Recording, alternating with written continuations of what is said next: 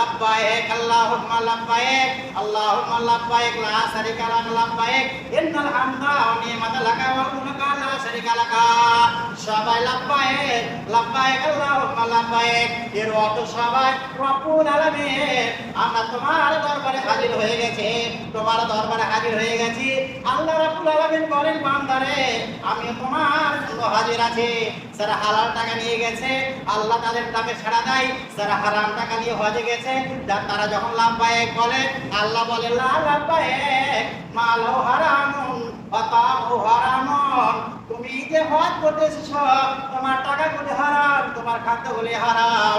অতএব তুমি হাজির আছো, আমি হাজির নই, কারণ ক্ষমাটা তুমি এসেছো তোমার টাকাগুলি নষ্ট করতে। আরে হজ করে যখন চলে এলো আর মানুষ হাজি বলছে কত মজা লাগছে, কিন্তু মজাই পেলে কিন্তু পরকালটা তোমার জন্য অন্ধকার, কারণ তুমি হারাম টাকা নিয়ে হজ করতে গেছো। বর্তমান যুগের মানুষ যেই মানুষ যত মানুষকে ঠকাতে পারবে, যত মিথ্যা কথা বলতে পারবে, যত কুৎসা গাইতে পারবে, যত বিবাদ করতে পারবে, যত একেবারে জমিকে ঠকে নিতে পারবে, এই লোকটাই সমাজের বুকে বড় চালাক। চালাক কিনা ভাই?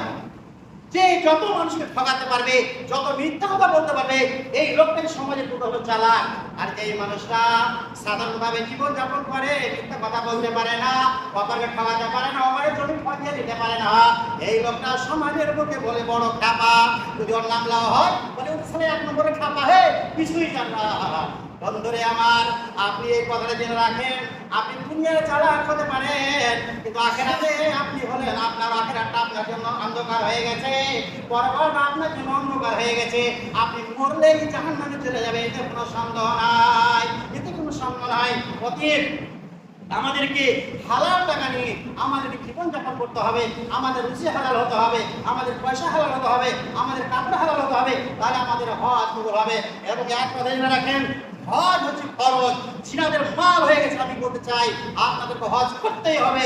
যদি আপনি না করেন, জেনে রাখেন কথাটা আপনি রেকর্ড হচ্ছে, যদি আপনি হজ না করেন আপনি মারা যাবেন। মুসলিমদের হাদিস, নির্মিত হাদিস আছে, মুসলিমের মুকদ্দমা আছে, আল্লাহ রাসূল বলেছেন যারা হজ যারা সমতুল্য আছে আর ওই লোকটা যদি হজ না করে তাহলে ইহুদি কাফের বেদিনিয়া মারা যাবে। ইয়া মারবে, ইহুদি কাফের বেদিনিয়া মারা যাবে। আপনাদেরকে বলে যাচ্ছি অতএব হজ যে ফরজ, যাদের পয়সা আছে আপনাদেরকে হজ করতেই হবে, এর কোনো বিকল্প রাস্তা নেই। আপনাকে একবার হজ ফরজ, আপনাকে হজ করতেই হবে। আলহামদুলিল্লাহ আমার আব্বা আম্মা 2013 সালে হজ করি ইনশাআল্লাহ। আপনারা নিয়ত করেন প্রত্যেকটা মানুষ যে আমরা হজ করব, আল্লাহ আমাদের যথেষ্ট পয়সা দাও, আমরা হজ করব, আমরা খরচ কাজ, এটা আপনারা প্রত্যেকটা অন্তরে রাখেন এবং চেষ্টা করেন। হজ মানে মেহনত করা, করে চেষ্টা করা যে আমি হজ করবই, আল্লাহ আপনাকে করাবে। আপনি যদি নিয়ত করেন তাহলে হজ করব, একটা বিড়ি খেলে 15 টাকা দিন জমা কি হয়, খরচ হয় 20 টাকা জমা খরচ হয়।